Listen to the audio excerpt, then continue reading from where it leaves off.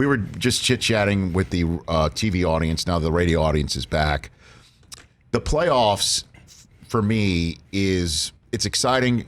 There's also a tinge of just, depression knowing that the end is coming soon.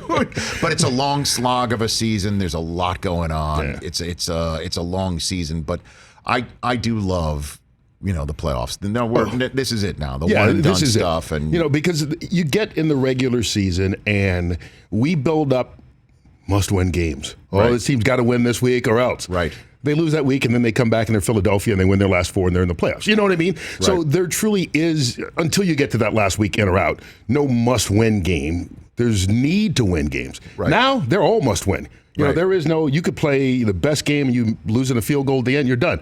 You're talking about it next year. You're the Minneapolis Miracle. Those kinds of things where, gosh, we were so close. And people never live that down sometimes. Right. And this is where legacies are made in both good and bad ways, and we will get to see it play out in real time. And that's why, sports is the ultimate drama show. It really is. Now, this is you said 14th season 14th with Fox season on the NFL in the studio. Right. I did games for 10 years before that. That's right, you did. So I'm an old-timer over there. You are that. I don't recall the last time, though, that a wild card Saturday was one conference and a wild card Sunday was another conference. I don't remember it ever being like that. Normally it mixes it up a little bit, right? Usually it's one from each conference each day. And I think that was kind of the expectations we had at Fox, knowing we were going to show a game this weekend going in. And then all of a sudden we get the announcement that both AFC games would be Saturday, both NFC on Sunday. Obviously we were going to do an NFC game. So I think that surprised everyone. But I don't ever remember it being like this. So that gives you a day off, doesn't it? Saturday. We would have been off one of those days either way this weekend. Oh, that's right. The wild card weekend, we get either Saturday or Sunday because NBC's involved now. That's right. And then it's the same way. Yeah, and the next week we alternate. Some years we get Saturday and Sunday. Right. This is way deep in the weeds. And now the Duke 7:00 Eastern every single Thursday night to kick off the NCAA tournament. It's like death and taxes. It's Houston being the home date for the first wild card weekend. Yeah. Game seems Once to be the same thing. Once they clinch a spot, you're like, okay, well, there's the early game Saturday. That's right. That's Houston versus the Bills. Let's ask the poll question of Curt to launch this conversation. Certainly, we're talking about the wild card. Curt Menefee here from Fox and also A&E. Go for it, Chris. Yeah, Curt, which wild card road team do you like most to make a deep run of the playoffs? Deep run. Not one and done, and then it's just like attaboy divisional weekend. Bills, Titans, Vikings, Seahawks. Which one? Well, here's the thing. I think the Bills will win this weekend. Okay. I think Seattle has a very good shot at winning this weekend. But I think both those teams would lose next weekend. You do? Yeah. What if Seattle goes to San Francisco? I think that they're for part 3, man. I think Seattle is like Philadelphia. They're just running out of bodies.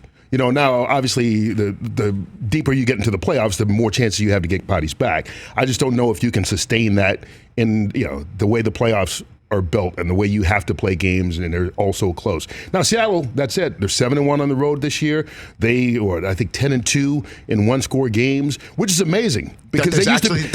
First of all, to have 12 of them anyway. Yeah, right. And that you win 10 of them. And if you go back, Russell Wilson, and it's not all the quarterback. I'm not all you win. It's the quarterback. You lose. It's not. I hate those W's and L's. Right. But in the 7 years he'd been there were an under 500 teams in one-score games until this year. Now all of a sudden they're 10-2. The magic is there. So that could be the team, I guess, if they won, they could go deep in the playoffs because of the way they have played and because of the way they're used to playing close games. But I think they would have a hard time because if they win, that means the next week they go to San Francisco again. And I don't know. I just think San Francisco is the best team in the NFC. Although New Orleans is one. I don't know if there's even a 1A. It's like 1AA. They're so close. Well, I mean, they're only the third team in the current playoff format to win 13 games and not have a bye week. Yeah. So that said, maybe they're the reason why nobody's talking about the Vikings. But that's just a way for me to be polite about Kirk Cousins. and we had Cam. We had Cam Jordan on, and he's just a dynamite interview. Waiting to do this as soon as he's done. So I asked him, the significance of this weekend may be about what type of Dalvin Cook he's going to see, and his response was, but it also may be the Kirk Cousins we're going to see. Right, I saw that. Okay, and then mandated as we Yeah, do of course. to follow up. What do you mean by that? And he's just like, well, sometimes he will be a proficient quarterback. He's from Cal, so he left it at that. I think that's fair. But this could be we're sitting here saying, and I agree with you, Bills can win this weekend. Seahawks can go on a run. The Titans, if it wasn't just the Brady Belichick mystique, we would be sitting here doing the pluses and minuses and the pros and cons and saying, Tennessee's got a really great shot this weekend, and it does. Nobody's sitting here saying, okay, maybe Kirk Cousins goes on this Nick Foles magic carpet ride. He's got that 3-year guaranteed contract that everybody talks about because it's the only one of its kind. Maybe he lives up to it right now. Nobody's saying that. And that's the game that's on Fox, which means we've got an hour pregame show. And as a host of a pregame show, we will sell you as to how the Vikings have a shot. Because obviously they do. But if you look at right now and you look at the NFC playoffs, I think San Francisco is the best team. That's why they're the number 1 seed. Okay. New Orleans is right behind. And I think it doesn't really matter who would have to go into New Orleans this weekend. It would be almost impossible for that team to win. And the way the Vikings finish down the stretch, they're that team.